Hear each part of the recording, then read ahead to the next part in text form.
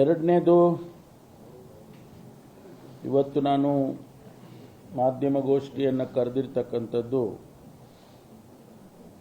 ನೇಪಾಳದ ವಿಷಯದ ಜೊತೆಗೆ ಬಹಳ ಮುಖ್ಯವಾಗಿ ನಮ್ಮ ರಾಜ್ಯದಲ್ಲಿರ್ತಕ್ಕಂಥ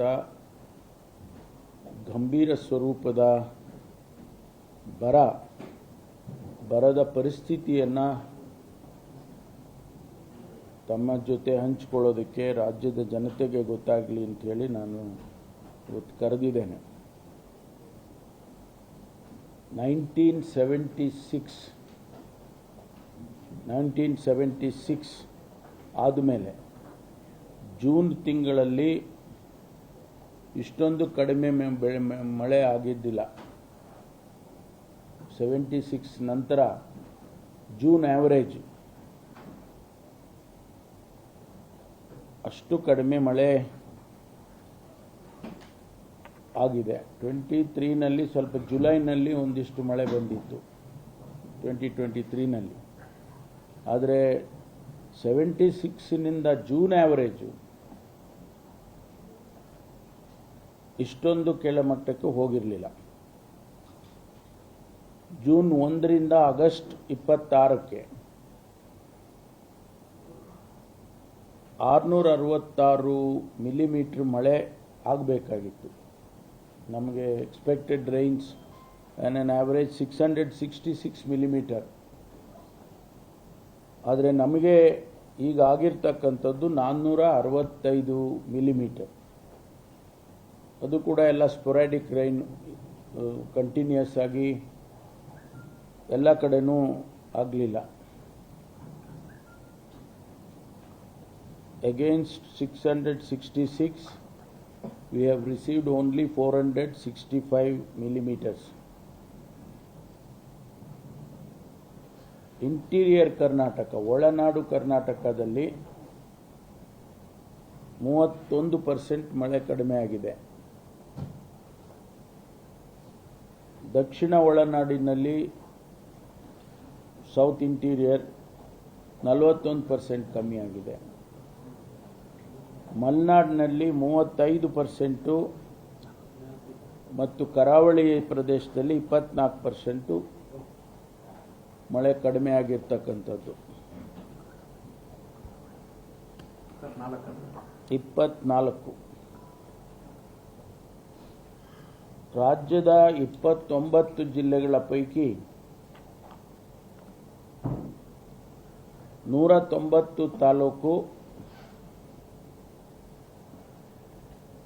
ಮಳೆ ಕೊರತೆ ಆಗಿದೆ ಮತ್ತು 13 ತಾಲೂಕು ತೀವ್ರ ಕೊರತೆ ಆಗಿದೆ. ಅಂದರೆ ಲಾರ್ಜ್ ಡಿಫಿಸಿಟ್.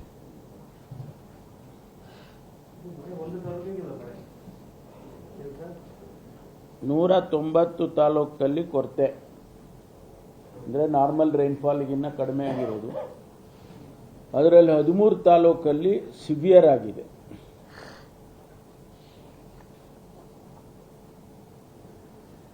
ನಮಗೆ ಈಗ ಬರಪೀಡಿತ ಪ್ರದೇಶ ಅಂತೇಳಿ ಘೋಷಣೆ ಮಾಡಬೇಕು. ಅದಕ್ಕೆ ಒಂದು ಮಾನದಂಡ ಇದೆ. ಕೇಂದ್ರ ಸರ್ಕಾರ 2020ರಲ್ಲಿ ಒಂದು ಡ್ರಾಟ್ ಮ್ಯಾನ್ಯುಯಲ್ ಅಂತೇಳಿ ಬಿಡುಗಡೆ ಮಾಡಿದ್ದಾರೆ. ಆ ಡ್ರಾಟ್ ಮ್ಯಾನ್ಯುಯಲ್ ಪ್ರಕಾರ ಟ್ರಿಗರ್ ಒಂದು ಡಿಫೈನ್ ಮಾಡಿದ್ದಾರೆ ಅವರು. ಟ್ರಿಗರ್ 1ನಲ್ಲಿ 3 ವಾರ ಕಂಟಿನ್ಯೂಸ್ ಆಗಿ ಡ್ರೈ ಸ್ಪೆಲ್ ಇರಬೇಕು. ಅಂದರೆ ಮಳೆ ಬರಬಾರ್ದು 3 ವಾರ ಅಥವಾ ಇನ್ನೂ ಹೆಚ್ಚು, 3 ವಾರಕ್ಕಿಂತ ಹೆಚ್ಚು, ಮಿನಿಮಮ್ 3 ವೀಕ್ಸ್. ಅದನ್ನು ಕನ್ಸಿಡರ್ ಮಾಡಬೇಕು. ಟ್ರಿಗರ್ 2ನಲ್ಲಿ ಬಿತ್ತನೆಯ ಪ್ರಮಾಣ, ಸೋಯಿಂಗ್ ಪರ್ಸೆಂಟೇಜ್, ಬೆಳೆಗಳ ಸ್ಥಿತಿಗತಿ, 3ನೇದು ಮಣ್ಣಿನ ತೇವಾಂಶ, ಸಾಯಿಲ್ ಮಾಯಿಶ್ಚರ್, 4ನೇದು ಅಂತರ್ಜಲದ ಪ್ರಮಾಣ, ಐದನೇದು ಕೆರೆ ಕಟ್ಟೆಗಳಲ್ಲಿ ಮತ್ತು ಅಣೆಕಟ್ಟುಗಳಲ್ಲಿ ನೀರಿನ ಪ್ರಮಾಣ. ಈ ಪ್ಯಾರಾಮೀಟರ್ಸನ್ನು ನೋಡಿ ನೀವು ಡ್ರಾಟ್ ಅಫೆಕ್ಟೆಡ್ ಏರಿಯಾ ಅಂತ ಡಿಕ್ಲೇರ್ ಮಾಡ್ಬೋದು. So I repeat, drought affected area ಅಂತ ಡಿಕ್ಲೇರ್ ಮಾಡೋದಕ್ಕೆ ಕೇಂದ್ರ ಸರ್ಕಾರ ನಿಯಮಗಳನ್ನು ಮಾಡಿದೆ. 2020ರಲ್ಲಿ ಡ್ರಾಟ್ ಮ್ಯಾನ್ಯುಯಲ್ ಅಂತೇಳಿ ಅವರು ಪ್ರಕಟಣೆ ಮಾಡಿದ್ದಾರೆ. ಅದರ ಪ್ರಕಾರ ಕಂಟಿನ್ಯೂಸ್ ಆಗಿ 3 ವಾರ ಅಥವಾ ಅದಕ್ಕೂ ಹೆಚ್ಚು ಡ್ರೈ ಸ್ಪೆಲ್ ಇರಬೇಕು. ಬಿತ್ತನೆ ಪ್ರಮಾಣ, ಬಿತ್ತನೆ ಬೆಳೆಗಳ ಸ್ಥಿತಿ, ಸಾಯಿಲ್ ಮಾಯಿಶ್ಚರ್, ಅಂತರ್ಜಲ ಪ್ರಮಾಣ ಮತ್ತು ಕೆರೆ ಕಟ್ಟೆಗಳಲ್ಲಿ ನೀರಿರ್ತಕ್ಕಂಥದ್ದು ಹಾಗೂ ಅಣೆಕಟ್ಟುಗಳಲ್ಲಿ ನೀರಿರ್ತಕ್ಕಂಥದ್ದು, ಇದು ಪ್ಯಾರಾಮೀಟರ್ಸು. ಈ ಪರ್ಸೆಂಟೇಜ್ಗಳನ್ನು ನೋಡಿಕೊಂಡು ನಾವು whether this particular area is to be declared as drought affected or not ಅಂತ ಹೇಳಿ ನಾವು ತೀರ್ಮಾನ ಮಾಡ್ತೇವೆ. ನಮಗೆ 134 ತಾಲೂಕು ಈ ಫಸ್ಟ್ ಫೇಸ್ನಲ್ಲಿ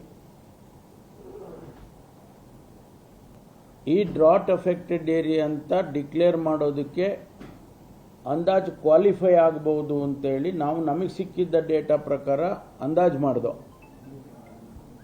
134. ಅದನ್ನು ಕನ್ಫರ್ಮ್ ಮಾಡ್ಕೊಳ್ಳೋದಕ್ಕೆ ಗ್ರೌಂಡ್ ಟ್ರೂತಿಂಗ್ ಅಂತ ಮಾಡ್ತೀವಿ. ವಸ್ತುಸ್ಥಿತಿ ಏನಿದೆ, ಆ್ಯಕ್ಚುಯಲ್ಸ್ ಏನಿದೆ ಅಂತೇಳಿ ಈ ನಾನು ಹೇಳಿದ ಪ್ಯಾರಾಮೀಟರ್ಸ್ಗಳನ್ನ ನೋಡೋದಕ್ಕೆ 134 ತಾಲೂಕಿಗೆ ಟೀಮ್ಗಳನ್ನು ಕಳಿಸಿದ್ದು. ಡಿ ಸಿಗಳು ಅವರು ಅಲ್ಲಿನ ನಮ್ಮ ರೆವಿನ್ಯೂ ಆಫೀಸರ್ಸ್ ಎಲ್ಲ